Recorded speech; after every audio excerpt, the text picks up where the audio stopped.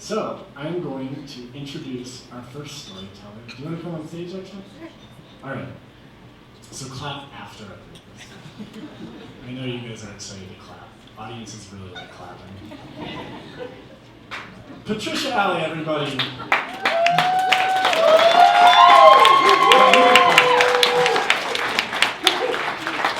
Patricia is the author of the forthcoming book called Becoming a Seeker, Living a Life of Recovery Beyond What You Thought Was Possible. So please enjoy the words of Patricia.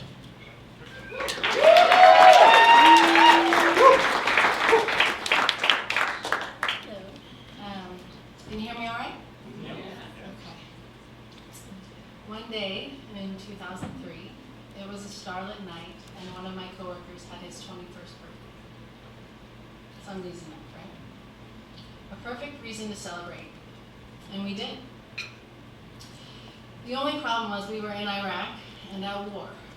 I was in the Army and drinking was forbidden during Operation Iraqi Freedom, especially because on this particular night I had guard duty. When the time came for guard duty, I climbed a ladder while building. I had a faint sense that perhaps I was not going to get away with this one. And unfortunately, I was right. The sergeant of the guard found me sleeping and drunk. I was made an example of since I was the first one that got caught drinking while in Iraq. I was court-martialed, which is a military trial. The spiral of shame and self-loathing that started that day was more than I could deal with at 23.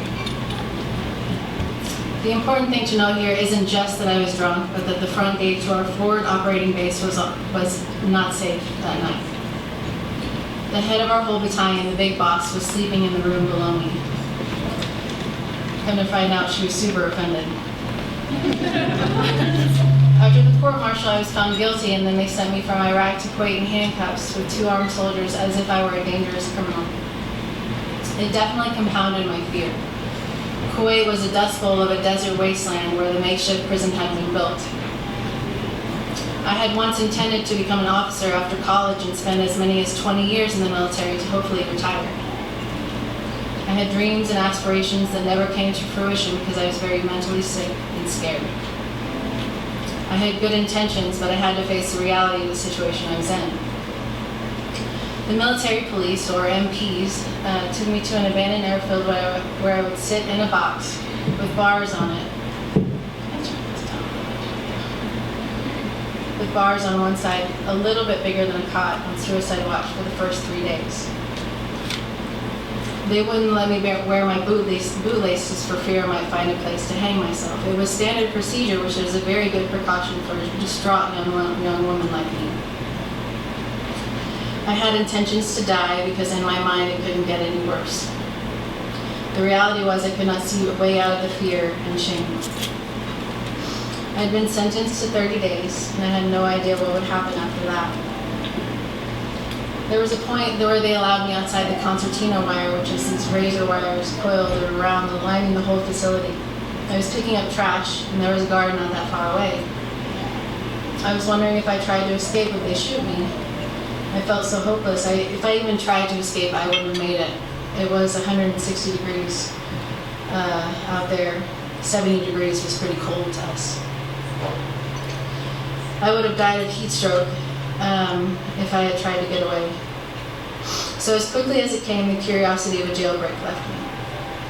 They let me out early for good behavior, but I had a suspicion it was because I was the only woman in there. The other guys had tried to talk to me even though they weren't supposed to. In the brief moments, they had told me what they had done to land themselves in jail, and it was pretty freaky. I just drank, people. I just wanted another drink after they told me.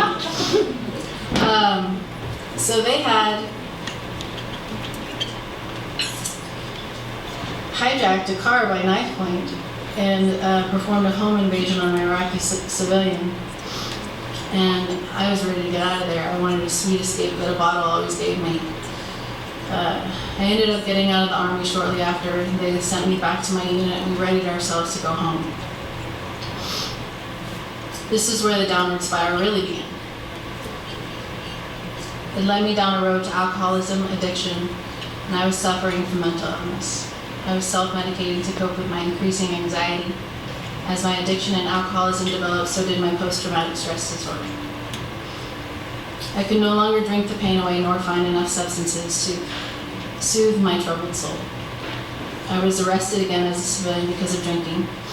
My intentions were to stay drunk as much as possible without consequences. Reality was I ended up in jail again. I was put on probation. At this point, I really wanted to disappear, maybe have a drug overdose, hoping it wasn't as painful. I had hopes that perhaps I could go to sleep and not wake up. This is really sad. I'll get to the better part. It's coming up, I swear. After conquering addiction because I was done with dying, suicide on the installment plan, I encountered a new threat a few years later. I had a mental breakdown in 2010. I had not slept in 5 days. I had racing thoughts I could not stop, and I was constantly shaking because I was riddled with anxiety. The psych doc over-medicated me in attempts to get me stable through prescription meds. His prescription and his intentions were to help. Reality was I was a walking zombie and couldn't think clearly for a year. I was never really educated on behavioral ways to mitigate these symptoms after the military. During that time, I took Motrin because the intense headaches caused by the medication.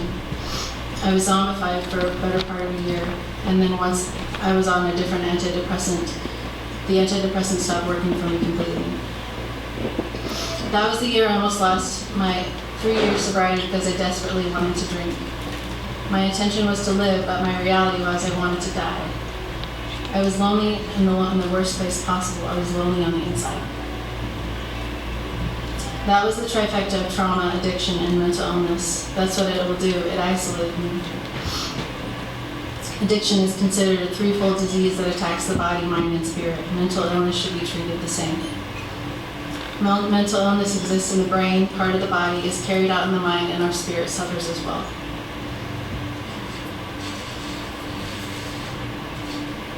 From my experience, the threefold solution helped my threefold problem. A pill alone did not solve my problems. It jump-started the process, but I needed more. The intention was to treat the symptoms, yes, but treat the whole person or the person will not change. It did not work to just talk in an office to an empathetic professional. I needed more. I needed divine intervention. I can't be given a fish every day and be expected to know how to fish on my own. Mental health disorders need a collaborative approach, an integrative approach amongst professionals, and requires help and hard work on the part of the individual. There is a statistic that 18 to 22 veterans take their lives on a daily basis in the U.S. Their intentions when they joined the military was probably not to die, but later their actions said the reality of their situation was too much to bear. I had a deep ache that could not be settled by human power. I needed a spiritual awakening. I needed to not only teach my body it was safe, and my mind to not race in fear, I also needed prayer, meditation, and mindfulness. I needed to learn to have some tools in my toolbox in order to heal. And I'm not saying, okay, deliver me, praying for God to feed me with my mouth open, sitting on the floor, acting as if God's some short-order cook. I don't want to just say, universe is in control, do nothing about my situation. I have felt the feelings, but I don't let them become freeloading roommates. A line in the prayer of St. Francis says, it is in self-forgetting that one finds. That ended up being my ticket out of the pain. Forgetting myself, however briefly, helped like a salve to my soul. These experiences were not wasted. They put me in a position to help others. Through victory over my demons, I in turn help others overcome their own. I sit and I listen and I give freely of my time. And when I'm working in service to others, I am involved with them. Then all of a sudden, I am not so disturbed about my own circumstances. I don't forget, however, that there's a lot of work to do to stay serene. I go to therapy, I take medications, and I have a connection with my higher power. My intention is to live and thrive, and I have finally found a time and place where I can face reality for what it is. Thank you.